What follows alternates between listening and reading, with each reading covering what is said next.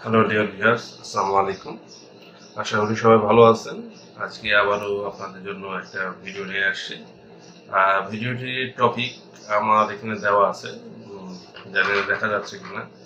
তো আমি এটা ভালো মতন দেখিয়ে দিব এবং এডিটিংয়ে এটা আপনাদের জন্য সুবিধা করে দিব বোঝার জন্য। আজকে আমার টপিক হচ্ছে accounting journal versus management journal. আসলে জিনিসটা খুবই একটু দৃষ্টিকটু হইলেও আমরা যারা অ্যাকাউন্টসে জব করি, ফাইন্যান্সে জব করি, তারা অনেক সময় হিসাব মিলানোর জন্য কিছু কাজ করে থাকি, যেটা আসলে অ্যাকাউন্টিং স্ট্যান্ডার্ডে আসে না বা কোনো এসওপিতে পড়ে না।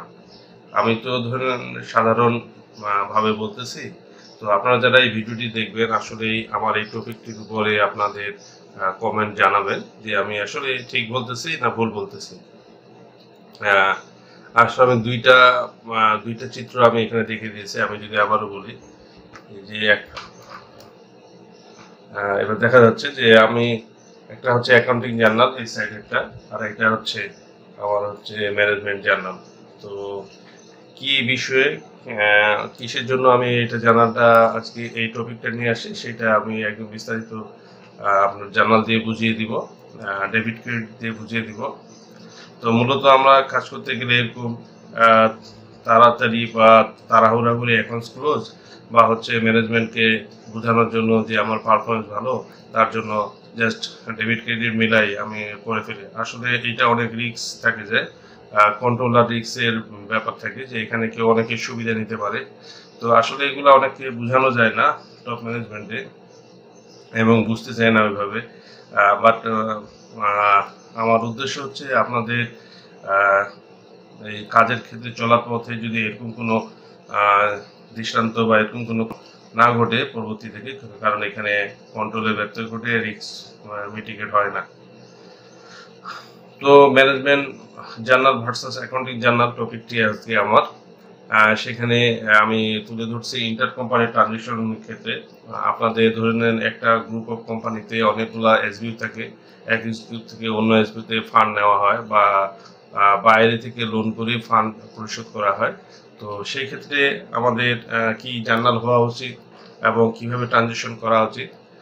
তো যারা ম্যানেজমেন্টে বা আমি বলবো যারা এখন ব্যাকগ্রাউন্ড বাট হচ্ছে ওইভাবে থিঙ্কিং করে কাজটা করে না, তাদের জন্য কি জার্নাল দেয়, এবং হচ্ছে যারা একটু ডিপলি চিন্তা করে যে এটার ইম্প্যাক্ট ফিউচারে কি হইতে পারে, ট্যাক্সে কি আসতে পারে, সেগুলো চিন্তা করে তাদের জন্য একটা জার্নাল।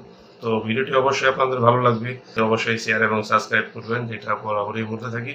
আমার অন্য ভিডিও আছে, আপনারা কস্টিং রিলেটেড, গার্মেন্টসের এবং হচ্ছে এফএমসিজির যেগুলো কস্টিং রিলেটেড ভিডিও পেতে আপনারা চ্যানেলটি সাবস্ক্রাইব করতে পারেন। তাহলে আমরা শুরু করি, চলেন। ভিডিওটি আমি আপনাকে দেখাচ্ছি। আমি আগে থেকে বলি সেট আপটি তেমন ভালো না, তো তারপরেও আপনারা বুঝে বুঝে থাকবেন। তো ইন্টার কোম্পানির ক্ষেত্রে আমি এখানে তিনটা নিয়েছি, এ বি সি আর হচ্ছে এবিসি। তো মূলত আমি এখানে একটি এলসি পেমেন্টের ঘটনা তুলে ধরছি। এটি আমার প্র্যাকটিক্যাল একটা এক্সপিরিয়েন্স থেকে। তো যাই হোক, এরকম ঘটনা ঘটে থাকে, যদিও ম্যানেজমেন্ট চায় যে না এটি এইভাবে করলে ভালো হবে, বাট আপনারা চেষ্টা করবেন না করানোর জন্য। কারণ আপনাদের তো মানে উপায় না থাকলে সেটা একটা আলাদা ব্যাপার, বাট আপনার যদি অপশন বা উপায় থাকে তাহলে কেন আপনি এই ধরনের ঘটনা করবেন, তাই না? তো ম্যানেজমেন্ট জার্নালে এ বি সি তিনটি কোম্পানি।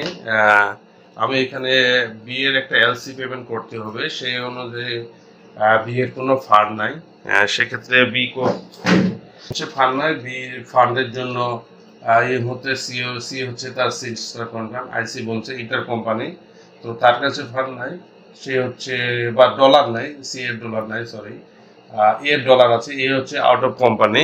তো এর কাছ থেকে এলসি পেমেন্টের জন্য বিতে হচ্ছে আমার ফান্ড দিবে। তো এ কাজটা করছে কি, এ বি এর ব্যাংকে না দিয়ে সে ডিরেক্ট এলসিটা পেমেন্ট করে দিছে। এলসি তো বুক থাকে ব্যাংকের, ব্যাংকের কোনো হিসাব নিকাশে আমাদের কোনো ইসে বুক থাকে না। তো এর এ যখন বি এর এলসি পেমেন্টের জন্য বি এর ব্যাংকে এলসি ফরওয়ার্ডিং দিয়ে দিছে, তখন বি এর ব্যাংকে টাচ না করে ধরে নেন আপনার হচ্ছে বি এর এলসি পেমেন্ট হয়ে গেছে। তো মূলত ম্যানেজমেন্ট জার্নাল হচ্ছে ওই ব্যাংকে টাচ করা না টাচ করাটা, যেটা আমি এখানে আপনার তুলে ধরছি।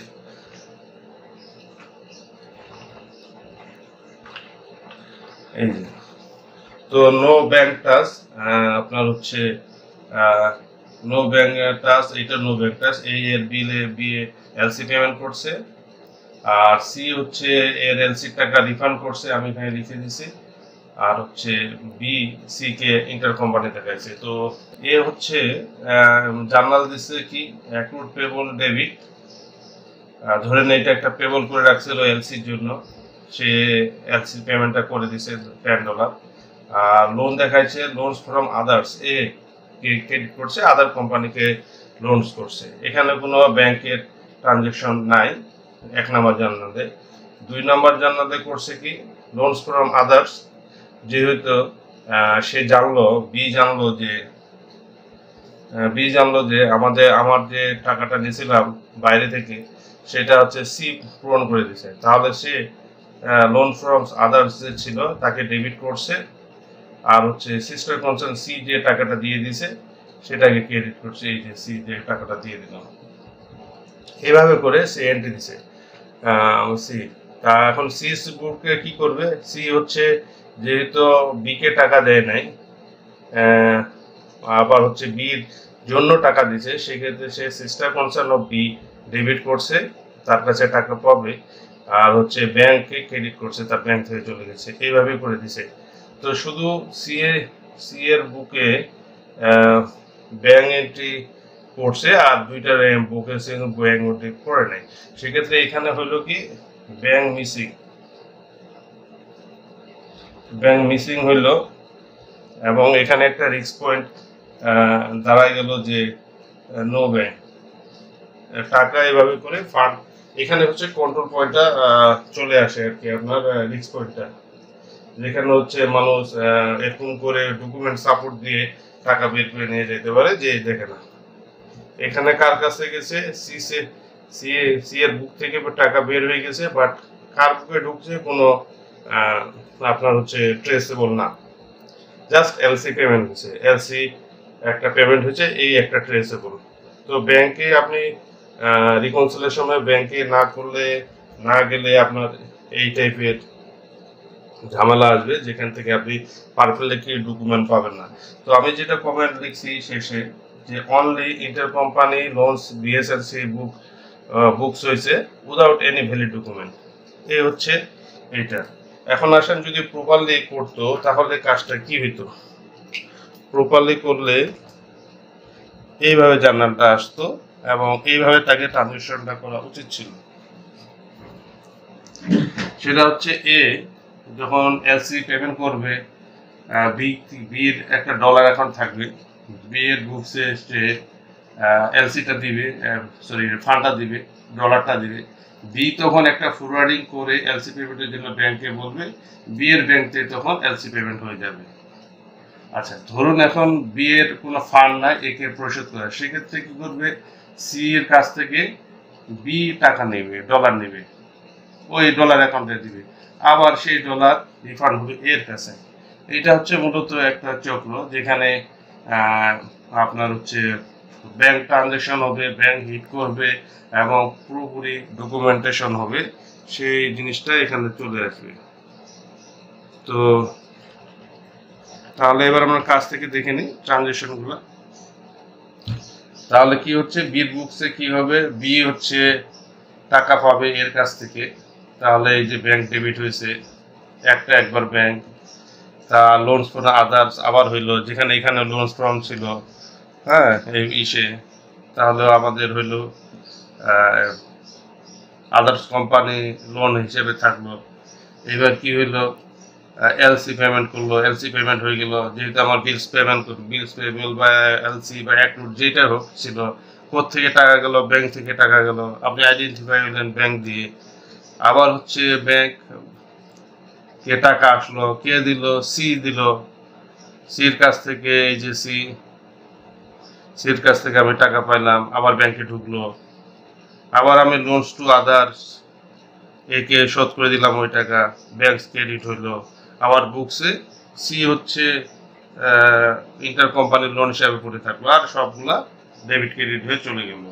এ হচ্ছে, এবং সি এর বুকসে আমি ডেবিট হয়ে থাকলাম। এই হচ্ছে প্রপার ট্রানজেকশন আপনাদের মূলত হচ্ছে এইটা করার জন্য, পারফেক্টলি করার জন্য। বাট আমি এইটার জন্য এইটার আপনাদের এটা দিছি যে আসলে মানুষ আমরা যখন ট্রানজেকশন করি শুধু হিসাব মিলানোর জন্য করে থাকি, সেটা করাটা আসলে ঠিক না। এখানে অনেকে সুবিধা নিতে পারে, মানুষ এভাবে টাকা সহায় রাখতে পারে, আপনার কোম্পানি থেকে টাকা অন্য জায়গায় নিয়ে যায়। তো আপনারা পারফেক্টলি হিট করে টাকাটা সরাবেন, সেক্ষেত্রে আপনার ট্যাক্সে আপনি দেখাইতে পারবেন প্রপার ডকুমেন্টেশন যে আপনার এই এলসি পেমেন্ট হয়েছে, এর এগনেস্টের টাকা আমি হাওলাত করে বা হচ্ছে অন্য কোম্পানি থেকে ঋণ করে নিয়েছি এবং এই টাকাটা আমি এইভাবে শোধ করছি। তো পারফেক্টলি অ্যাকাউন্টস করানোর মানে সার্থকতা মজাটা হচ্ছে এইটাই যে আপনি অ্যাকাউন্টিংয়ের গোল্ডেন রুল ফলো করে কাজটি করছেন। তো আজকে এই পর্যন্তই, আশা করি আপনারা সবাই ভালো আছেন, ভালো থাকবেন এবং আমার চ্যানেলটিকে সাবস্ক্রাইব করবেন। কোনো কমেন্ট থাকলে অবশ্যই কমেন্ট বক্সে লিখবেন। আর আমি আগে বলি যে আমি যে সব অ্যাকাউন্টিং বা সব কিছু জানি তা না, বাট আমি যেটাই জানি সেটাই হচ্ছে পারফেক্টলি করে রাখার জন্য আমি মূলত এরকম কোনো ভিডিও থাকে করে রাখি, কারণ কারো না কারো এইভাবে কাজে আসতে পারে এই জিনিসটা এবং তার ভুল ভাঙতে পারে। তো আজকে এই পর্যন্তই, আল্লাহ হাফেজ, আসসালামু আলাইকুম, ভালো থাকবেন।